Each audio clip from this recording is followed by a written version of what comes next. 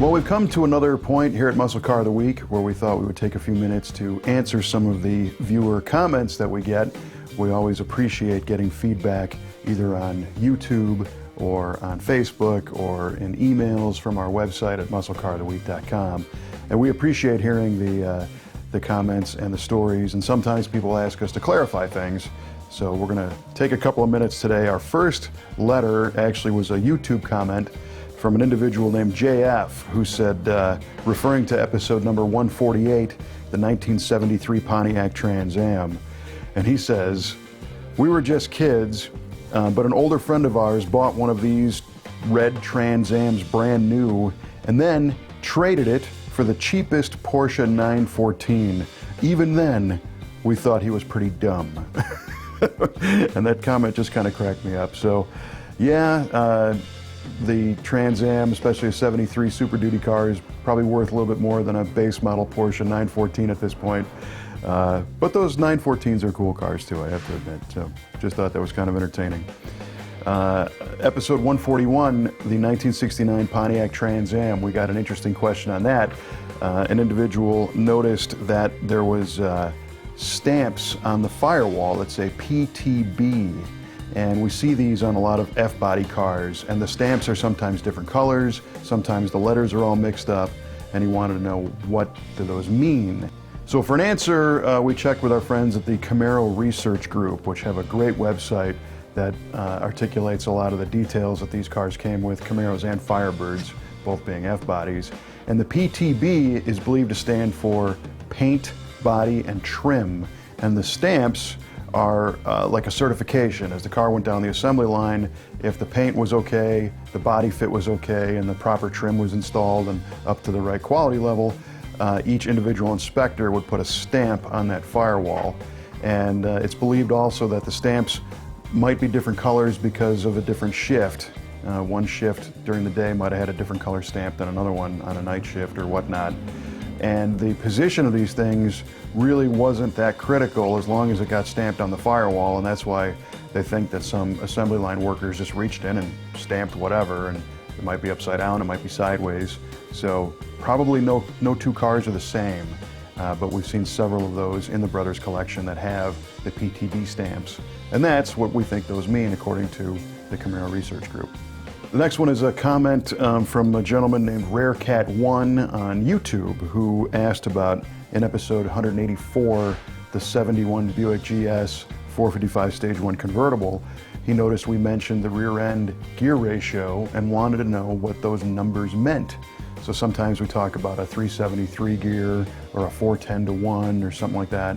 And what that means is the first number is the amount of revolutions the drive shaft makes for the rear tires to go around once. So a 373-to-1 rear gear means the drive shaft turns 3.73 times for every one rotation of the tires. The higher the first number, the more the drive shaft spins to turn the rear wheels once.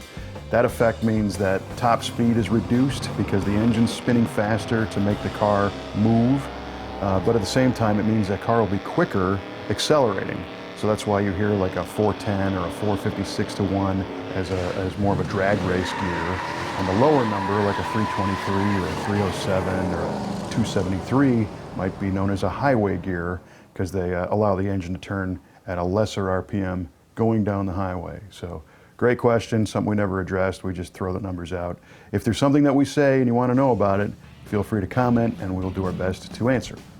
And speaking of wheels and tires, an individual who has a great YouTube name, it is Insert Random Clever Username 1, commented on our episode number 24, the 1970 Dodge Challenger TA that was in Panther Pink. And in that episode, I pointed out that I think those Dodge rally wheels have a neat optical illusion when you look at them from the side. The holes in the wheel are not perfect circles, but they reflect in the trim ring, which makes them look like circles. And he had commented that, yeah, they are an optical illusion. He thought the same thing. So we just thought that was kind of neat that other people sometimes think the way we do. Our next comment comes from a gentleman named Blake OT, and it's about the 1965 Ford Mustang 289K code that we had featured in episode 114. And Blake shared a pretty neat story, which I just wanted to share. He said that this particular car was exactly like the one his mom had, and she had hers since college, and all through Blake's life, he wanted this car and really appreciated the car. And it was the same color and very similar options as what this car that we featured on our show was. So he made the connection that really reminded him of his mom's car. And at one point for his 26th birthday, she actually handed over the keys, which made our friend Blake bawl his eyes out, you know, in appreciation. But that's pretty cool that these cars can conjure up these feelings of nostalgia and connections with family members and whatnot. And that's, you know, one of the reasons why we do this show. So Blake, we're glad that your mom's old Mustang is still out there and that you now have the keys, and thank you for sharing that story. It's pretty cool stuff. Next, we go to a recent episode, number 191, the 64 Ford 427 4-speed car, which got a lot of positive feedback. People really dug that big black muscle-bound 427 Ford. And on Facebook, on our Muscle Car of the Week page, 3 individuals of many comments, Frank Zimkowski, Rich Primavera, and Michael Cicluna, I probably said that wrong, but Michael Cicluna, all commented that either their dads or their father-in-laws had bought those cars new, not necessarily 427 cars, but they could identify with the big Ford 64 Galaxy. Again, that's part of the fun of the nostalgia of these cars, is you see one and you say, you know, I had one of those, or my dad had one, or a family member.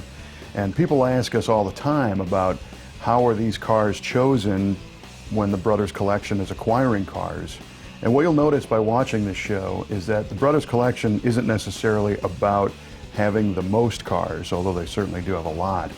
What they're looking for are specific versions of high-performance cars, limited production stuff, the rare versions of the more common cars for the muscle car collection, and they're carefully chosen. Sometimes they're looking for a particular car, and you just have to wait until one becomes available. It might pop up at an auction, it might pop up at a private sale. Somebody who is restoring these cars, you know, might contact them and say, hey, I got one of these. The cars are chosen to represent all the different manufacturers of American muscle cars. Some cars seem to be a little more prominent than others, and that's partially because certain cars are easier to document. For example, the Mopar products have what's called a fender tag under the hood, which is a stamped steel tag that articulates what that car came with new. So if it was supposed to have a 426 Hemi and a stripe and a painted bumper and an AM radio, it's all on that tag. So when they go to buy one, they can quickly check the tag and see if it's a legitimate car or not and not being misrepresented. Some of the Chevrolet products, for example, don't have that much information on the car. They might have a build sheet when they were first built, but a build sheet either could be missing or could be harder to, or easier to fake, to misrepresent the cars. So they do care about having legitimate cars, and when we show a car on Muscle Car of the Week, the story we tell about it is deemed to be as true as we know. We're not saying we're the world's experts, but we're always trying to give information that is accurate. Some people have commented in the past that they noticed sometimes we tell a story that's more detailed about a particular model versus this particular car. Sometimes we know more about what it is and a little bit less about the actual history of one particular car. So when we know the story of a previous owner or why it was purchased or where it was purchased, we try to tell those stories. But if we don't know them, we're not going to make stuff up. So we always try to be as accurate as possible. And another thing that people ask about is the level of involvement that the brothers have in the Brothers Collection. And they are 2 brothers. And it's pretty cool because these guys are very enthusiastic about the cars. They know everything about these cars. It's not just a couple of individuals that are buying them as investments. They are truly passionate about these cars. And like many of us, they grew up around them. They've got family members that were into them. Dad was into the cars. So they are keeping those memories alive by having this collection. And as you can imagine, it's kind of hard to share such a big collection of cars. And that's where they work with us. They wanted to share the cars with us. We share them with you. And we ask that you share them with friends. You know, we all know somebody who's very enthusiastic about their own car, about a Mustang or Camaro or whatever. They know everything about it, how many were made, what colors they came in and all that stuff. Well, that's how these guys are, except about all the cars they have. So they are truly people that you like to see be the keepers of these cars.